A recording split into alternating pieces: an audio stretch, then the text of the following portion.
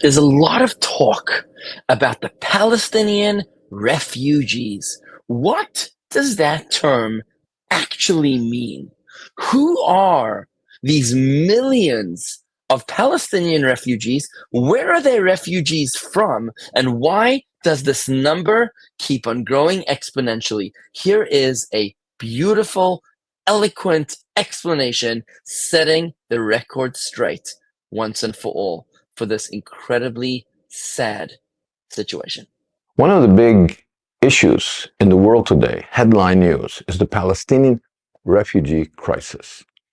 You'll see for a moment why I put refugee in quotation marks, but just let's say this. There's really two agencies that deal with refugees. One for the world and a separate one for the Palestinians. Let me explain. The whole world, all refugees on planet Earth fall under the category of the United Nations High Commissioner for Refugees, UNHCR for short. They're responsible for all refugees. If you have to run across the border today and become a refugee, UNHCR, you fall under their mandate. They will take care of you. And their definition of refugees, if you fled, crossed the border, an international border, and you're afraid to go back, then you're a refugee. But your kid is not a refugee. You can't pass refugee status down, especially if your kid is now, has a Canadian passport or an American passport or a French passport. He or she is not a refugee anymore. That's the UNHCR. That definition works for every person on planet Earth except Palestinians. They have a different bureaucracy. The United Nations Relief Works Agency, UNRWA, UNRWA. And they have a different definition. You can pass through your dad, male, your refugee status. So even though there were 700,000 Palestinian refugees in the Arab-Israeli war in 1948, 47, 48, at that time they were fighting, and there were 700,000 Palestinians who fled. They were refugees, and they're not alive anymore, most of them. Maybe a couple still left from 1948, but they're not alive. But they can pass their refugee status on to their kids, their grandkids, forever. So it doesn't matter. You could be Bella or Gigi Hadid, you could be multimillionaires in California. As far as UNRWA is concerned, they'll count you as a Palestinian refugee. They'll inflate the numbers. So because of these two different agencies, you have two different outcomes. Every refugee population in the world goes down with time, except the Palestinians. They go up with time.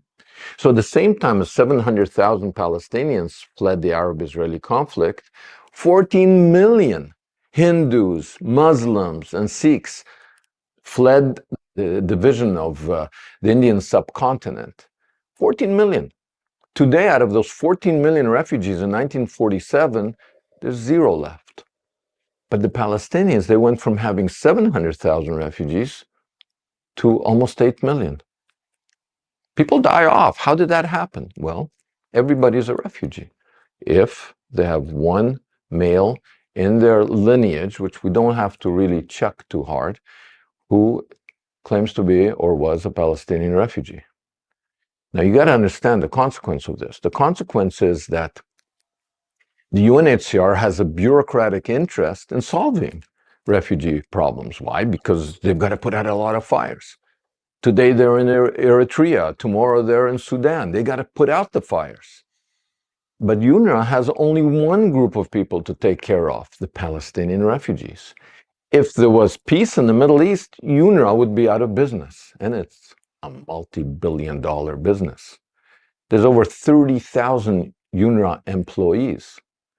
So let's take UNRWA schools. Some of the teachers are Hamas members. They're terrorists by State Department definition.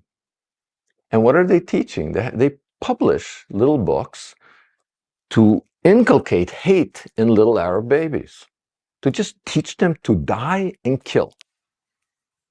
Abuse, yes. And what do they do with this school besides teach hate?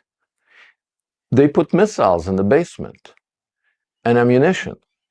so that it's a lose-lose for Israel. Either they let them fire all the missiles, or they bomb the school and then they're baby killers. That's UNRWA. UNRWA has an interest in perpetuating the conflict. UNHCR has an interest in solving conflicts. Now, you could say, whoa, and what's the consequence? And why is that? Well, the why is very easy. The Palestinians are fighting Jews. So that has been weaponized in the war against the Jews. It's not that people love Arabs. There's 10 million Arab refugees in Syria. Who cares about them? Who's going on the campuses of Harvard and Columbia and saying, solve that problem? Nobody. What about the refugees in Sudan, in Eritrea? Nobody cares. The only refugees that people seem to care about are the Palestinian refugees that are actually, most of them, not refugees. Why? Because it's been weaponized, this issue, in the war against the Jews. This is such an important understanding and such a clear explanation of why it is that the United Nations is so incredibly dangerous. Like Hamas fires weapons and rockets and missiles against Israel, what the United Nations does is that it weaponizes anti-Semitism by simply changing definitions, by treating Jews with a double standard. The way they treat the rest of the world's refugees, they're trying to solve their problem.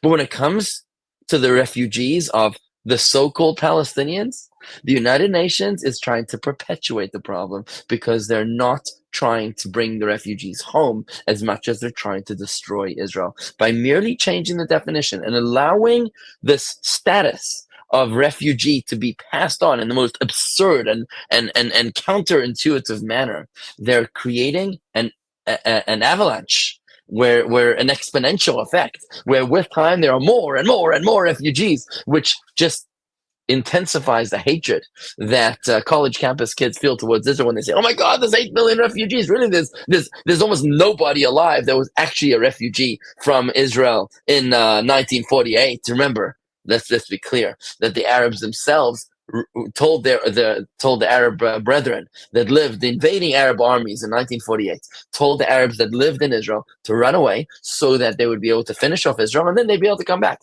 Israel never chased away any of the Arabs. They let them live in the land of Israel. It was the Arab invading armies against Israel in the independence war of 1948. They were the ones that told their Arab brethren to get out so that they could clean out the land of Israel from Jews and then they would come back in. Israel never kicked out any Arabs.